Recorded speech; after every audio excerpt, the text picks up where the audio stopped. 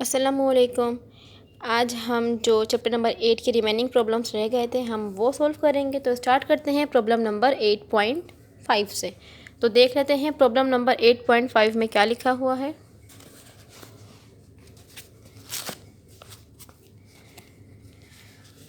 What is the potential energy. क्या लिखा है, what is the potential energy. इसका मतलब ये है कि हमें क्या फाइंड करना है, हमें यहाँ पे पोटेंशियल एनर्जी फाइंड करनी है।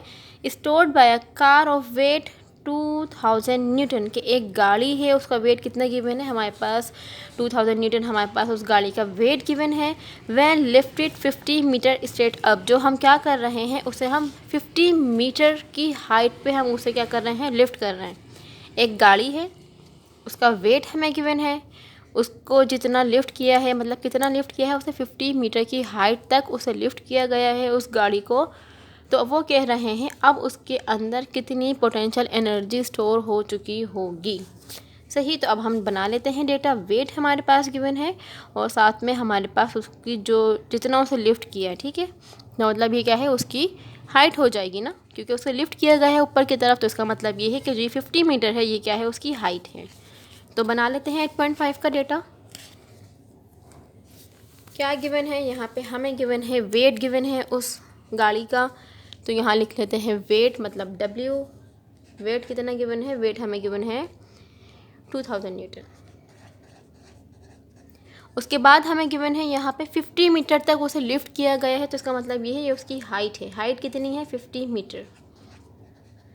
वेट हमें गिवन है 50 मीटर, मतलब उसकी हाइट गिवन है। वो हमसे कह रहे हैं कि आप ये बता दीजिए कि उसके अंदर कितनी पोटेंशियल एनर्जी स्टोर हो चुकी होगी। तो हमें क्या फाइंड करना है, हमें पोटेंशियल एनर्जी यहाँ पे फाइंड करनी है। तो आ जाते हैं सॉल्यूशन की तरफ। अच्छा, पोटेंशियल एनर्जी का भी जो है एक ही फॉर्मूला होता है और वो क्या है, वो ये है कि पोटेंशियल एनर्जी इक्वल है mgh। और ये हमें पता होना चाहिए। सही, हमें जो है पोटेंशियल एनर्जी हमारे पास गिवन है इक्वल होती है mgh के। अब आप देख सकते हैं एच हमारे पास गिवन है, लेकिन ना ही हमें m पता है ना ही हमें g पता है, बल्कि क्या पता है, हमें यहाँ पे वेट मालूम है। तो अब हम क्या करेंगे, अब हमें जब ये सब पता है तो हमें ये भी पता होना चाहिए कि भाई वेट इक्वल होता है mg के। ऐसा ही होता है, अगर हम मास को m को मतलब g से मल्टीप्लाई करवाते हैं तो हमारे पास वेट आ जाता है। तो अब हम क्या करेंगे, जो mg है, ये जो mg लिखा हुआ है इसका मतलब ये वेट के इक्वल है। यहाँ देख सकते हैं हम कि mg इक्वल है वेट के। तो इसका मतलब ये हो गया कि हम इस mg की जगह w लिख सकते हैं। यही हो जाएगा, mg की जगह हमने w लिख दी और h तो h ही था। अब जो कुछ भी वैल्यूज़ हैं हम उसे पुट कर लेंगे। वेट हमें कितना गिवन है, वेट हमें गिवन है 2000। हाइट हमारे पास कितनी है, हाइट हमारे पास है 50। अब हम क्या कर लेंगे, इसको अब हम मल्टीप्लाई करवा लेते हैं, देखते हैं क्या आता है। जब हम 2000 को मल्टीप्लाई करवाएंगे 50 से तो आंसर हमारे पास आ गया है 1 2 3 4 5 6 1 लाख। ठीक है, आंसर कितना आया है, 1 लाख हमारे पास आ चुका है। तो ये हो जाएगा पोटेंशियल एनर्जी इक्वल है 1 लाख के। और क्योंकि ये एनर्जी है तो एनर्जी का यूनिट क्या होता है, एनर्जी का यूनिट होता है जूल। चाहे एनर्जी हो, चाहे वर्क डन हो, चाहे काइनेटिक एनर्जी हो, चाहे पोटेंशियल एनर्जी हो, ये सब क्या है, एनर्जी ही है। तो एनर्जी का यूनिट होता है जूल। और हम आंसर भी चेक कर लेते हैं बुक में क्या आंसर आया है। 1 2 3 4 5 6 देखें बुक में भी जो है हमारे पास 1 लाख जूल आंसर आया है। तो वो जो गाड़ी जिसका वेट हमारे पास 2000 न्यूटन था, जिसे 50 मीटर तक जो है ऊपर की तरफ लिफ्ट किया गया था, तो उसके अंदर कितनी काइनेटिक एनर्जी कितनी पोटेंशियल एनर्जी स्टोर होगी, वो होगी 1 लाख जूल। अब हम आ जाते हैं प्रॉब्लम नंबर 8.6 की तरफ। और ये हमारे पास हो गया है प्रॉब्लम नंबर 8.5 का आंसर। अब हम 6 देख लेते हैं उसमें क्या है। तो 8.6 में जो हमें गिवन है, क्या क्या गिवन है देखते हैं। A box is pushed 5 meter across a level surface by a horizontal force of 200 Newton.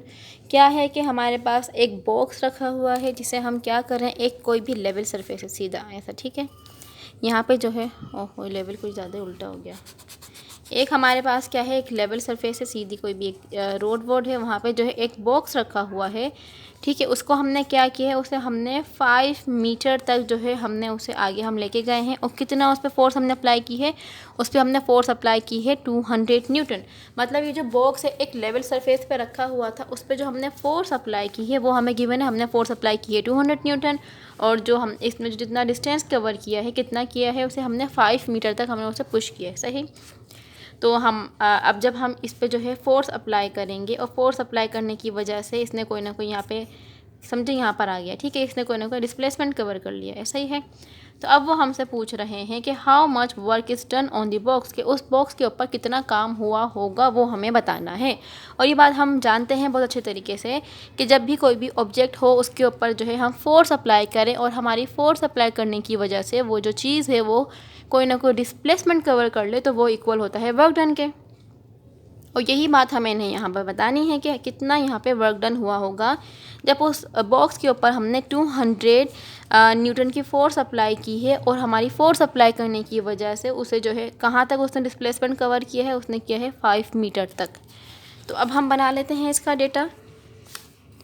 तो हमारे पास जो यहाँ पे गिवन है, फोर्स गिवन है 200 न्यूटन, तो हम यहाँ पे लिखेंगे फोर्स इक्वल है 200 न्यूटन। और आगे हमारे पास गिवन है कि उस पर जो उसने डिस्टेंस कवर किया है वो कितना है, वो है हमारे पास 5 मीटर, सही।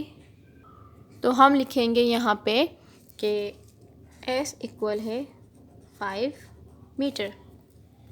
फोर्स हमें गिवन है, डिस्टेंस हमें जो उसका डिस्प्लेसमेंट उसने जितना कवर किया है वो हमें गिवन है। तो रिक्वायर्ड हमारे पास क्या है, वो कह रहे हैं कि भाई आप हमें बता दें कि इस पर कितना काम हुआ है, इसका वर्क डन कितना है, वो हमें बताना है। तो अब हम आ जाते हैं इसके सॉल्यूशन की तरफ। और हमें पता है कि वर्क डन का जो यहाँ पे फॉर्मूला अप्लाई होगा वो क्या होगा, वो होगा W इक्वल है FS, ऐसा ही होता है। अगर हमारे पास थीटा गिवन होगा तो हमने जो 8.1 में फॉर्मूला अप्लाई किया था, जो कि क्या था, W equal FS cos theta. अगर हमारे पास एंगल गिवन होगा तो हम कोस थीटा वाला फॉर्मूला अप्लाई करेंगे, और अगर हमारे पास एंगल गिवन नहीं होगा तो हम सिंपल ये वाला फॉर्मूला अप्लाई करके जो है वैल्यूज़ को फाइंड करेंगे, ठीक है। ये वाली बात आपको याद होनी चाहिए। जैसे कि 8.1 में आपको याद होगा कि हमें जो है 30 डिग्री का एंगल गिवन था, तो हमने जो है वहाँ जो फॉर्मूला अप्लाई किया था वो था W equal FS cos theta के। अब यहाँ क्योंकि हमारे पास कोई भी हमें एंगल गिवन नहीं है, वो क्या है, अक्रॉस अ लेवल सरफेस, तो इस वजह से हमने यहाँ पे क्या किया है, यहाँ पे हमने W इक्वल लिखा है FS के, सही। और अगर हम उनकी इस बात से देखें कि हम यहाँ पे फॉर्मूला क्यों कोस थीटा वाला अप्लाई नहीं करें, अगर हम वो वाली बात चेक करें तो हम वो भी देख सकते हैं कि यहाँ पे उन्होंने कहा है लेवल सरफेस पे है, वो बॉक्स यूँ यहाँ से जा रहा है, तो समझो यहाँ से लेके यहाँ पे पहुँच चुका है। तो अब देख सकते हैं कि इसका जो है एंगल कुछ भी नहीं है, यहाँ पर एंगल 0 है, ऐसा ही है। तो मतलब यहाँ का जो थीटा होगा वो होगा 0 डिग्री। अब अगर हम यहाँ पर कोस थीटा वाला फॉर्मूला भी चले हम अप्लाई कर लेते हैं, तो मैं लिख देती हूँ यहाँ पे F, जैसे F डॉट S था, और हमें पता है ये डॉट प्रोडक्ट है, और जब भी कभी डॉट प्रोडक्ट ये हटता है तो हमारे पास क्या होता है, वो आता है FS कोस थीटा के, ऐसा ही होता है। अब क्योंकि उन्होंने कहा है कि वो लेवल सरफेस पर है, इसका मतलब ये है कि वहाँ कोई भी एंगल नहीं बन रहा है, मतलब ये हुआ कि थीटा जो है वो 0 डिग्री के इक्वल है। तो हम क्या करेंगे, वैल्यूज़ पुट करेंगे। F की जगह हम रख देंगे 200, S की जगह पे हम रख देंगे 5, कोस की जगह पे हमने लिखा कोस, और थीटा हमारे पास कितना है 0। तो अब हम क्या करेंगे कि जब इस 200 को 5 से मल्टीप्लाई करूँगी तो देख लेते हैं क्या आएगा। 200 मल्टीप्लाई बाय 5 इक्वल आ जाएगा 1000 के। ये हमें मालूम था, लेकिन फिर भी हमने कैलकुलेटर से किया, सही। अब उसके बाद हमें क्या फाइंड करना है, cos 0 फाइंड करना है, तो cos 0 फाइंड कर लेते हैं। तरीका ये होगा, cos को प्रेस करेंगे, 0 को प्रेस करेंगे, इक्वल करेंगे, आंसर हमारे पास आया है 1। तो यहाँ पे हम cos 0 की जगह लिख देंगे 1, और जब हम 1000 को 1 से मल्टीप्लाई करेंगे तो आंसर कितना आएगा, आंसर आएगा 1000। और ये क्या है, हमारे पास वर्क है, तो वर्क का यूनिट क्या होता है, वर्क का यूनिट होता है जूल, तो हम यहाँ लिख देंगे जूल। और ये हमारे पास क्या हो गया है, वर्क डन आ चुका है, और यही हमारे 8.6 का क्या था, आंसर था। तो क्या हुआ, मतलब कि जो हमें जो एक बॉक्स था जिसे हम कहाँ तक ले गए थे, जिसे हम 5 मीटर तक हमने उसे ले गए थे, उसके ऊपर हमने फोर्स अप्लाई की थी 200 न्यूटन की, तो उस पर कितना वर्क हुआ, इस पर जो वर्क हुआ है वो है 1000 जूल का उसके ऊपर वर्क डन हुआ है। तो हमने यहाँ 0 क्यों लिया ये भी बता दूँ दोबारा से, क्योंकि उन्होंने कहा था वहाँ पे लिखा हुआ था एक्रोस अ लेवल सरफेस, मतलब लेवल सरफेस पर एक सीध में जा रहा है, सीधा जा रहा है, तो इसका मतलब ये कि यहाँ तो कोई एंगल ही नहीं है। जब कोई एंगल नहीं है तो 0 एंगल है ना, यहाँ देख सकते हैं ये वाला एंगल क्या होता है, कुछ भी नहीं होता तो 0 होता है। तो इस वजह से हमने ये जो है यहाँ पे 0 पुट किया है। ये हमने कर लिया है 8.6 भी सॉल्व। अब हम चलते हैं प्रॉब्लम नंबर 8.7 की तरफ। तो प्रॉब्लम नंबर 8.7 में क्या लिखा है वो देख लेते हैं। What is the kinetic energy, हमें क्या फाइंड करनी है, काइनेटिक एनर्जी फाइंड करनी है ऑफ 2000 kg कार, एक गाड़ी है, उसका मास हमें गिवन है, ट्रैवलिंग 90 किलोमीटर पर आवर, जो कि 90 किलोमीटर पर आवर की वेलोसिटी से जो है ट्रेवल कर रही है। उस गाड़ी का हमें मास गिवन है। वो कह रहे हैं कि आपको क्या बतानी है, आपको उसकी काइनेटिक एनर्जी बतानी है। अच्छा, अब ये है किलोमीटर पर आवर, तो अब देख सकते हैं कि वेलोसिटी की जो यूनिट होती है वो मीटर पर सेकंड है, सही है। लेकिन यहाँ पे किस में गिवन है, यहाँ पे है किलोमीटर पर आवर में, क्योंकि मीटर को यहाँ किलोमीटर में गिवन है और जो सेकंड है वो आवर में मतलब घंटे में गिवन है। तो इसका मतलब ये होगा कि हमें इस 90 किलोमीटर पर आवर को मीटर पर सेकंड में कन्वर्ट करना पड़ेगा। और ये कन्वर्जन मैं आपको चैप्टर नंबर 3 के प्रॉब्लम को सॉल्व करवाते हुए बहुत अच्छे तरीके से समझा चुकी हूँ और बता चुकी हूँ कि हम किसको किस तरीके से कन्वर्ट करते हैं। तो अब हम कर लेते हैं प्रॉब्लम नंबर, इसका जो है हम डेटा बना लेते हैं। तो हमें यहाँ पे जो है मास गिवन है, मास हमारे पास कितनी है, मास कितना है हमारे पास, मास हमारे पास गिवन है 2000 kg। अगर आपको कन्वर्जन जो है नहीं आपने वाली वीडियो देखी है तो मैं एंड स्क्रीन पे, यहाँ पे इस वीडियो के एंड स्क्रीन पे जो है मैं वो वाली प्रॉब्लम जहाँ पे मैंने ये सारी कन्वर्जन सिखाई थी, बताई थी, मैं वो वाली उसकी वीडियो की जो है एंड स्क्रीन यहाँ पे लगा दूँगी। उसका मतलब ये है कि जब ये वाली वीडियो मेरी ख़त्म होगी तो उसके ऊपर एंड में आपको जो है एक वीडियो दिख रही होगी, आप उसके ऊपर जब क्लिक करेंगे तो वो वाली वीडियो प्ले हो जाएगी जिसके अंदर मैंने सारी जो है कन्वर्जन सिखाई थी। ओके, तो हमारे पे मास जो है गिवन है वो हमने लिख लिया है। हमारे पास जो वेलोसिटी गिवन है वो कितनी गिवन है, वो है 90 किलोमीटर पर आवर, वो हमने लिख लिया। अब हम इसे कन्वर्ट करेंगे, किलोमीटर पर आवर को हमें कन्वर्ट करना है मीटर पर सेकंड में, और किलोमीटर पर आवर को मीटर पर सेकंड में कन्वर्ट करने का तरीका ये होता है कि जो कुछ भी वेलोसिटी हमें गिवन होती है हम वो लिखते हैं, मल्टीप्लाई करवाते हैं 1000 से और डिवाइड करवा देते हैं 3600 से। सही, तो ये आप मेरी उस वीडियो से जाके देख सकते हैं, मैं आपको शेयर कर दूंगी अभी।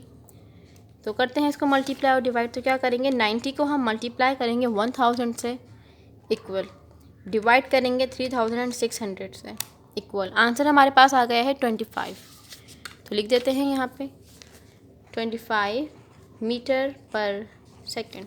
मास हमें गिवन है, वेलोसिटी हमें गिवन है, और उन्होंने हमें कहा है हमें रिक्वायर्ड क्या है, रिक्वायर्ड है हमें काइनेटिक एनर्जी। तो हम यहाँ लिखेंगे काइनेटिक एनर्जी हमें फाइंड करनी है। आ जाते हैं सॉल्यूशन की तरफ। तो काइनेटिक एनर्जी का फॉर्मूला क्या है वो हमें भी याद है, वो क्या है, काइनेटिक एनर्जी इक्वल है ½ mv² के, ऐसा ही होता है। अब वैल्यूज़ पुट कर लेते हैं। ठीक है, काइनेटिक एनर्जी हमने ऐसे ही लिखा, 1/2 हम ऐसे ही लिखेंगे। मास हमें गिवन है कितना 2000 है, उसको हम यहाँ लिख देंगे। वेलोसिटी हमें गिवन है, हमने अभी कन्वर्ट की है, वो है 25 मीटर पर सेकंड, तो हम यहाँ लिख लेते हैं 25, क्योंकि वेलोसिटी पे स्क्वायर है तो यहाँ पे आ जाएगा 25 पे स्क्वायर। अब हमें क्या करना है, बस अब हमें कुछ नहीं करना, ये जो मल्टीप्लाई और डिवाइड जो हो रहे हैं हम उसे कर लेते हैं। तो काइनेटिक एनर्जी इक्वल है 1/2, मैंने ऐसे ही लिखा, 2000 मैंने दोबारा ऐसे ही लिखा। अच्छा, हम यहाँ पे जो है इसको कैंसिल भी कर सकते हैं, लेकिन जो है मैं एंड एक साथ ही कर लेती हूँ, क्योंकि फिर बच्चों को ना बहुत कन्फ्यूजन होती है कि ये क्या हुआ, कब मल्टीप्लाई किया, कब डिवाइड किया, उन्हें समझ नहीं आ रहा होता, तो इस वजह से जो है मैं एंड बाद में कर लेती हूँ। ठीक है, तो ये हमने ऐसे ही लिखा, ये भी हमने ऐसे लिखा। अभी 25 का स्क्वायर है तो हम ये ले लेते हैं, 25 का हमने स्क्वायर लिया, इक्वल किया, तो आंसर हमारे पास आया है 625। तो हम यहाँ लिख लेंगे 625। अब यहाँ क्या हो रहा है, ये जो 625 है ये मल्टीप्लाई हो रहा है 2000 से, कर लेते हैं कि जो कुछ भी आंसर आएगा उसे हम डिवाइड कर लेंगे 2 से, तो हमारे पास जो है काइनेटिक एनर्जी आ जाएगी। ये लिखा है 625, इसे हमें मल्टीप्लाई करना है 2000 से इक्वल, इसे अब हमें डिवाइड करना है 2 से, तो हम यहाँ करेंगे 2 इक्वल। तो हमारे पास आंसर कुछ आ चुका है 1 2 3 4 5 6, आंसर हमारे पास आ गया है 6,25,000। तो हम यहाँ पे लिखेंगे कि काइनेटिक एनर्जी इक्वल है 6,25,000 जूल, क्योंकि एनर्जी का यूनिट क्या होता है, जूल होता है।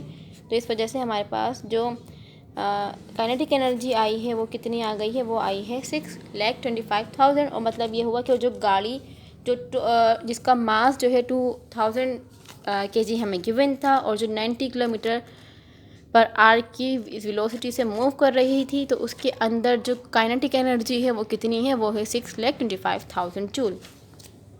ओके, अब हम आ जाते हैं प्रॉब्लम नंबर 8.8 की तरफ, जो कि हमारा इस चैप्टर का लास्ट प्रॉब्लम है। तो देख लेते हैं प्रॉब्लम नंबर 8.8 में क्या लिखा है। An object weighing 10 newton falls, एक ऑब्जेक्ट है जिसका जो वेट है कितना है, वो गिवन है 10 न्यूटन फोल्स, जो कि क्या कर रहा है, नीचे की तरफ गिर रहा है through a distance of 10 metre. मतलब जो उसकी हाइट है वो कितने, उस पर कोई एक ऑब्जेक्ट है जो कि कहाँ पे खड़ा हुआ है, समझे, वो ऑब्जेक्ट यहाँ पे है, उसका वेट हमें गिवन है 10 न्यूटन। और जो उसको क्या किया है, वो फॉल मतलब गिर रहा है, कितनी हाइट पे था, ये जो उसकी हाइट है वो हमें गिवन कर दी उन्होंने 10 मीटर। ये उसकी जो हाइट है वो 10 मीटर है, और ये जो ऑब्जेक्ट यहाँ जो कोई भी है उसका जो वेट है वो उन्होंने हमें गिवन कर दिया है 10 न्यूटन। अब वो कह रहे हैं कि जो 10 न्यूटन का जो ऑब्जेक्ट है वो नीचे की तरफ फॉल कर रहा है, गिर रहा है। वॉट इज़ इट्स वेलोसिटी, उसकी कितनी वेलोसिटी होगी just before it strike the ground, कि जब वो यहाँ से गिर रहा होगा तो उसको यहाँ जस्ट स्ट्राइक द ग्राउंड, मतलब जैसे ही ग्राउंड को वो छूने लगे, उससे स्ट्राइक करने लगे, तो उस लम्हे उस वक्त उसकी कितनी वेलोसिटी होगी वो हमें फाइंड करनी है। और आगे लिखा है assume there is no friction, हमें क्या अज्यूम करना है, यहाँ पे फ्रिक्शन नहीं है। एक कोई भी ऑब्जेक्ट है, उसका वेट 10 न्यूटन है, जो कि कहाँ पे था, जो कि 10 मीटर की डिस्टेंस पे रखा हुआ है वो ऑब्जेक्ट, और अब वो ऑब्जेक्ट जो है ऊपर से नीचे की तरफ गिर रहा है। वो ये कह रहे हैं कि अब हमें उसकी वेलोसिटी फाइंड करनी है just it strike the ground, मतलब वो वेलोसिटी की बस अब वो उस ग्राउंड को छूने से पहले, टच होने से पहले, उसे स्ट्राइक करने से पहले की जो वेलोसिटी होगी वो हमें फाइंड करनी है। तो इसका जो डेटा है वो हम बना लेते हैं। क्या क्या हमें गिवन है, यहाँ पे हमें गिवन है उसका वेट गिवन है, सही, वेट मतलब W गिवन है, कितना गिवन है, वेट हमारे पास था, कहाँ गया, 10 न्यूटन, वेट हमें गिवन है 10 न्यूटन। और उसके बाद उन्होंने हमें जो है डिस्टेंस गिवन किया है जो कि कितना है 10 मीटर है, तो वो डिस्टेंस यकीनन वो हाइट होगी उसकी, ऐसा ही है। तो हाइट कितनी है हमारे पास, उधर हाइट हमारे पास है 10 मीटर। अब वो ये कह रहे हैं कि आपको क्या फाइंड करनी है, वो कह रहे हैं कि आपको वेलोसिटी फाइंड करनी है, रिक्वायर्ड हमें यहाँ पे फाइंड करनी है वेलोसिटी। अब देखते हैं अब क्या करना है, सॉल्यूशन की तरफ आते हैं, कौन सा फॉर्मूला अप्लाई करेंगे वो भी देखना पड़ेगा। तो हमने यहाँ पे क्या कर लिया है, वेट हमें गिवन है उस ऑब्जेक्ट का जो ऊपर से नीचे की तरफ गिर रहा है, उसकी हमें हाइट गिवन है कि किस हाइट से वो नीचे की तरफ आ रहा, मतलब कितनी हाइट पे था वो ऑब्जेक्ट, और अब हमें उसकी जो है वेलोसिटी फाइंड करनी है जो कि बस ज़मीन पर टकराने की वजह से ही हो। तो अब इसको करने से पहले हम कुछ समझ लेते हैं थोड़ा बहुत, ठीक है। अब समझे, यहाँ पे ये ग्राउंड है, ये ज़मीन है, यहाँ पे ये रही, तो यहाँ पे कोई भी एक ऑब्जेक्ट है, सही, कोई भी मूविंग ऑब्जेक्ट है, तो कोई भी मूविंग ऑब्जेक्ट के अंदर जो एनर्जी पाई जाती है वो कहलाती है काइनेटिक एनर्जी। मतलब अगर ये ऑब्जेक्ट ज़मीन पे है तो इस वक्त जो उसकी काइनेटिक एनर्जी होगी वो सबसे ज़्यादा होगी। अगर इसी ऑब्जेक्ट को जो है मैं ऊपर की तरफ लेके जाऊँ, मतलब हाइट की तरफ लेती जाऊँ, तो जितनी जितनी हाइट इंक्रीज़ होती जाएगी उतनी उतनी उसके अंदर से काइनेटिक एनर्जी कम होती जाएगी। फॉर एग्ज़ाम्पल अगर मैं कहूँ कि यहाँ पे अगर मैं एनर्जी कितनी है 4 जूल है, फॉर एग्ज़ाम्पल अगर यहाँ पे है वो ऑब्जेक्ट, तो इधर जो उसकी काइनेटिक एनर्जी है वो कितनी है 4 जूल है। तो अगर थोड़ी दूर समझें वो यहाँ पर आ गई, तो अब जाके हम फॉर एग्ज़ाम्पल वो कितनी हो जाएगी, 3 जूल हो जाएगी। काइनेटिक एनर्जी क्या होती है, हाइट पे जाके कम हो जाती है। फिर मज़ीद हम हाइट पे जाएँ तो समझें यहाँ पे हो गई 2 जूल, मज़ीद हम यहाँ जाएँ तो समझें यहाँ पे हो गई है 1 जूल, और अगर हम उसको यहाँ पे लेकर आ जाएँ तो यहाँ पे उसकी एनर्जी हो चुकी है 0 जूल। एक सही है, कौन सी एनर्जी, काइनेटिक एनर्जी। कोई एक ऑब्जेक्ट जो कि यहाँ ज़मीन पे था, ग्राउंड पे था, उस वक्त उसकी एनर्जी जो थी वो 4 जूल थी। जितनी जितनी हम हाइट पे जाते जा रहे हैं वैसे ही वैसे उसकी जो काइनेटिक एनर्जी है वो कम होती जा रही है, सही। तो एक बात आप याद रखिएगा कि एनर्जी कभी भी कम नहीं होती या एनर्जी कभी भी ख़त्म नहीं होती, बल्कि एक फॉर्म से दूसरे फॉर्म में कन्वर्ट हो जाती है। ये जो यही है हमारा law of conservation of energy. Energy can neither be created nor be destroy but it can change from one form to another form. मतलब क्या होता है कि एनर्जी को ना ही हम क्रिएट कर सकते हैं ना ही हम उसे ख़त्म कर सकते हैं, लेकिन एनर्जी क्या होती है, एनर्जी एक फॉर्म से दूसरे फॉर्म में कन्वर्ट हो जाती है। तो आप यहाँ पे देखें, अगर यहाँ पे जो है एनर्जी काइनेटिक एनर्जी थी, हमने बात की थी काइनेटिक एनर्जी की, कि ज़मीन पे उसकी जो काइनेटिक एनर्जी है वो हमारे पास है 4 जूल है, और हाइट पे जाते ही उसकी जो है एनर्जी वो कम हो रही है। तो वो कम अगर हो रही है तो इसका मतलब ये है कि वो भी किसी और फॉर्म में चेंज हो रही होगी। तो अब जिस फॉर्म में वो चेंज हो रही है वो है पोटेंशियल एनर्जी, क्योंकि हाइट की वजह से जो एनर्जी होती है उस ऑब्जेक्ट के अंदर जो एनर्जी आती है वो कहलाती है पोटेंशियल एनर्जी। अब देखिए यहाँ पे हाइट कुछ भी नहीं है, हाइट 0 है, तो इसका मतलब ये कि यहाँ पे काइनेटिक एनर्जी सबसे ज़्यादा थी और इस पॉइंट पे पोटेंशियल एनर्जी क्या होगी, सबसे कम, मतलब मिनिमम, मतलब 0 होगी। ऐसा ही है, यहाँ पे ये 0 होगी। क्यों 0 होगी, क्योंकि यहाँ पे तो हाइट ही नहीं है और पोटेंशियल एनर्जी आती है हाइट की वजह से। सही, तो अब यहाँ कोई हाइट नहीं। अब देखें आप, यहाँ पे हम जब इस ऑब्जेक्ट को हम यहाँ लेकर आ गए तो कोई ना कोई हाइट आई। यहाँ क्योंकि एनर्जी 1 थी तो हम कह देते हैं यहाँ फॉर एग्जाम्पल 1 जूल हो गई। थोड़ी सी ये क्या करेगी, इंक्रीज़ करेगी, और काइनेटिक एनर्जी क्या होगी, कम होगी। फिर हम मज़ीद हाइट पे जाएंगे तो पोटेंशियल एनर्जी मज़ीद इंक्रीज़ होगी और जो काइनेटिक है वो क्या हो जाएगी, वो कम हो जाएगी। फिर हम हाइट पे जाएं, समझें, ये हमारे पास 3 जूल हो जाएगी, ये 1 जूल हो जाएगी, मज़ीद हम हाइट पे जाएंगे तो अब ये हो जाएगी 4 जूल। इसका मतलब ये है कि जहाँ पे काइनेटिक एनर्जी सबसे ज़्यादा होती है वहाँ पे पोटेंशियल एनर्जी सबसे कम होती है, और जहाँ पे पोटेंशियल एनर्जी सबसे ज़्यादा होती है वहाँ पे काइनेटिक एनर्जी सबसे कम होती है, क्योंकि पोटेंशियल एनर्जी जो है वो हाइट की वजह से आती है, और पोटेंशियल जो है हाइट की वजह से आई है, और काइनेटिक क्या है, ग्राउंड पे सबसे ज़्यादा होती है। तो इसका मतलब ये है कि अगर काइनेटिक एनर्जी कम हो रही है तो पोटेंशियल एनर्जी क्या हो रही है, ज़्यादा हो रही है। ये आप देख सकते हैं, काइनेटिक एनर्जी क्या हो रही है, कम हो रही है। 3 हुई है, 2, ये 1, ये 0, और पोटेंशियल क्या हुई है, वो 0 से 1, 2, 3, 4 वो ज़्यादा हो रही है। तो इसका मतलब ये होगा कि जितनी कमी काइनेटिक एनर्जी में आ रही होगी उतनी ही ज़्यादा, मतलब उतनी ही ज़्यादा जो है पोटेंशियल एनर्जी हो रही होगी। यहाँ पे 1 की कमी आई थी एनर्जी में, यहाँ देखें 1 इंक्रीज़ कर गया। यहाँ पे फिर 2 की कमी आई थी, 2 कम हो गए थे, 4 से 2 हो गया ना ये, तो यहाँ 2 ज़्यादा हो गए। यहाँ से 3 की कमी आई थी कि यहाँ 3 हो गई, यहाँ से अब पूरी 4। तो मतलब क्या, एनर्जी ना ख़त्म होती है ना वो होती है, वो चेंज होती रहती है। अगर हम इसको सम करके देखें, हमने 4 से शुरू किया था, 4 में 0 को प्लस करूँगी तो आंसर 4 आएगा, 3 में 1 को प्लस करूँगी तो 4 आएगा, 2 में 2 को प्लस करूँगी तो 4 आएगा, 1 में 3 को प्लस करूँगी तो आंसर 4 आएगा। इसका मतलब ये है कि एनर्जी जो होती है वही रहती है, वो चेंज नहीं होती, मतलब कन्वर्ट हो जाती है, लेकिन कम या ख़त्म नहीं होती। तो ये बात आपको समझ आ गई होगी क्या, और यही है हमारे पास law of conservation of energy. अब यहाँ पे क्या हो रहा है, यहाँ पे आप देख सकते हैं कि काइनेटिक एनर्जी कम हो रही है तो पोटेंशियल एनर्जी इंक्रीज़ हो रही है, और यही हमारे पास क्या है, law of conservation of energy. और यही वाला फार्मूला हम यहाँ पे अप्लाई करने जा रहे हैं, क्योंकि वो जो ऑब्जेक्ट है वो ऊपर से नीचे की तरफ आ रहा है, मतलब ये है कि उसकी कोई ना कोई पोटेंशियल एनर्जी होगी, और अब वो कहाँ पर आ रहा है, काइनेटिक एनर्जी की तरफ, नीचे की तरफ आ रहा है। मतलब उसके अंदर जो एनर्जी है अब वो किस में कन्वर्ट होती जा रही है, वो उसकी एनर्जी काइनेटिक एनर्जी में कन्वर्ट होती जा रही है। तो ये वाली बात हम यहाँ लिखेंगे कि according to law of universal law of conservation of energy, according to law of conservation of energy, और law of conservation of energy आपको बता चुकी हूँ क्या है, कि एनर्जी ना ही कभी ख़त्म होती है ना ही हम उसे क्रिएट कर सकते हैं, बल्कि वो क्या होती है, वो एक फॉर्म से दूसरी फॉर्म में चेंज हो जाती है। तो law of conservation of energy में यहाँ पे क्या हो रहा है, आप देख सकते हैं, यहाँ पे ये हो रहा है कि लॉस इन पोटेंशियल एनर्जी। देखिए यहाँ पे ऊपर से वो चीज़ नीचे आ रही है ना, हमारे पास जो यहाँ पे गिवन था ये प्रॉब्लम, उसमें क्या है कि वो चीज़ हाइट पे थी, ऊपर से वो नीचे की तरफ आ रही है। तो जब वो ऊपर से नीचे की तरफ आएगी तो आप देख सकते हैं यहाँ पे पोटेंशियल एनर्जी कम हो रही है, 4, 3, 2, 1 कम हो रही है, और काइनेटिक एनर्जी क्या हो रही है, ज़्यादा हो रही है।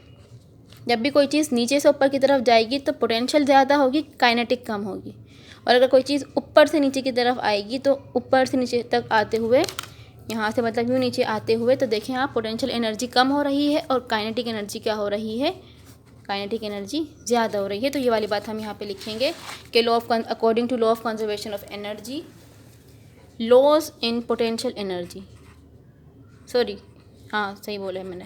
लॉस इन पोटेंशियल एनर्जी मतलब कहाँ पे कमी आ रही है, पोटेंशियल एनर्जी में कमी आ रही है, तो वो बराबर होगा गेन इन काइनेटिक एनर्जी, कि जितनी कमी पोटेंशियल एनर्जी में आ रही होगी उतना ही वो गेन किस में हो रहा है, उतना ही गेन हो रहा है काइनेटिक एनर्जी में। तो इस वजह से ये दोनों चीज़ें क्या हैं, दोनों बराबर हैं। और आप यहाँ से देख भी सकते हैं कि जितनी यहाँ पे कमी हो रही है उतनी ही यहाँ पे ज़्यादती हो रही है, मतलब वो ज़्यादा हो रहा है। तो हमने क्या किया है, यहाँ पे law of conservation of energy apply किया है, तो उसका फॉर्मूला क्या है, loss in potential energy equal है गेन इन काइनेटिक एनर्जी। अब हम क्या करेंगे, यहाँ पे पोटेंशियल एनर्जी का फॉर्मूला अप्लाई कर देंगे और यहाँ पे काइनेटिक का कर लेंगे। तो पोटेंशियल एनर्जी इक्वल होता है mgh के, जो कि बराबर यहाँ पे आ जाएगा 1/2 mv² के। अब आप देख सकते हैं हमारे पास क्या क्या गिवन है। देखें mg गिवन तो नहीं है, बल्कि हमें वेट गिवन है। वही वाला काम जो भी हमने पीछे कोई प्रॉब्लम 8.6 में शायद किया था, कि हमें पता है कि वेट इक्वल होता है mg के, तो इस mg की जगह हम w लिख सकते हैं। ठीक है, तो यहाँ पे आ जाएगा w आ गया, क्योंकि ये जो mg है ये किसके इक्वल होता है, वेट के इक्वल होता है। ये वाली बात हमें मालूम है। तो क्योंकि हमें वेट गिवन था ना, तो इस वजह से मैंने mg की जगह w लिख दिया, और h भी हमें गिवन है वो हमने यहाँ पर लिख दिया। सही।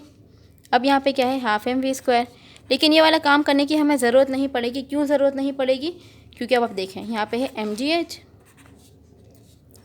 वो है mv²। ये मैंने इसलिए आपको करके दिखाया था कि अगर हमारे पास डायरेक्ट वेट गिवन होता, मतलब अगर वेट गिवन ना होता तो हम ये वाली कहानी भी हम कर सकते हैं, मतलब इस तरीके से भी हम कर सकते हैं।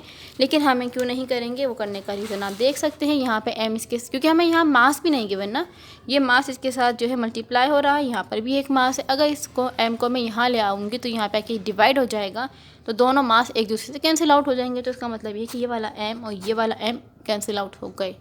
तो बाकी क्या बचा, g बचा, h बचा, 1/2 बचा और v बचा। हमें जो है g मालूम होता है हमेशा से, हमें पता है g कितना है। g हमारे पास होता है 9.8 मीटर पर सेकेंड स्क्वायर। हाइट हमें गिवन थी, और उसके बाद जो है वेलोसिटी हमें फाइंड करनी है। तो अब हम कर लेते हैं इसको सोल्व। तो g हमारे पास कितना है, g हमारे पास है 9.8। तो gh है ना, तो यहाँ पर मैं लिखूँगी 9.8। एज हमारे पास कितना है, एज हमारे पास हाइट गिवन थी उसकी 10, फिर हमने लिखा इक्वल, फिर वहाँ पे लिखा हुआ था 1/2, हमने 1/2 लिखा, v तो कैंसिल हो चुका था, और v² जो है हमें फाइंड करना था। ऐसा ही है। अब हम इसको सॉल्व कर लेते हैं, क्या होगा यहाँ पे। अब आप देख सकते हैं कि 9.8 जो है 10 से मल्टीप्लाई हो रहा है। तो अब जो है हम इसको मल्टीप्लाई कर लेते हैं 9.8 को 10 से। 9.8 मल्टीप्लाई बाई 10 इक्वल 98। ये हमारे पास आ चुका है 98। ये हो गया इक्वल, ये हो गया 1/2 v²। क्योंकि हमें v फाइंड करना है, 2 उसके साथ डिवाइड में है, वहाँ जाके जो है मल्टीप्लाई में हो जाएगा। तो ये क्या हो जाएगा, 2 हो जाएगा 98 से मल्टीप्लाई, और यहाँ पे ये हो जाएगा v²। अब क्या करेंगे, हम 98 को मल्टीप्लाई कर लेंगे 2 से। आंसर आया है 196। तो यहाँ पे आंसर आ गया है 196। ये है यहाँ पे v²। अब क्योंकि हमें सिंपल v फाइंड करना है, यहाँ पे इस पर स्क्वायर लगा हुआ है, तो स्क्वायर को ख़त्म करने के लिए हम क्या करते हैं, taking root on both side. तो हम दोनों जगह जो है रूट ले लेंगे। v² को मैं यहाँ कर लेती हूँ, और 196 का इस पर भी रूट आ गया और इस पर भी रूट आ गया। अब हम अच्छे से जानते हैं कि रूट जो है स्क्वायर से कैंसिल आउट हो जाता है। तो v हमारे पास इक्वल है, हम इसका रूट ले लेते हैं, √196 इक्वल, आंसर हमारे पास आया है 14। तो वेलोसिटी हमारे पास आ गई है 14 मीटर पर सेकंड। मतलब क्या हुआ कि वो कोई भी जो ऑब्जेक्ट जिसका वेट हमारे पास 10 न्यूटन था, और जो 10 मीटर की हाइट पे था, और वो ऊपर से नीचे की तरफ गिर रहा था, तो उसकी जो ज़मीन से टकराने से पहले, just before it strike the ground, मतलब ज़मीन से टकराने से पहले की जो उसकी वेलोसिटी होगी वो कितनी आई है, वो आई है 14 मीटर पर सेकेंड। और ये था हमारा चैप्टर नंबर 8 का लास्ट प्रॉब्लम, प्रॉब्लम नंबर 8। अगर आपको इसमें कोई भी कन्फ्यूजन या प्रॉब्लम हो तो आप मुझसे पूछ सकते हैं। अल्लाह हाफ़िज़।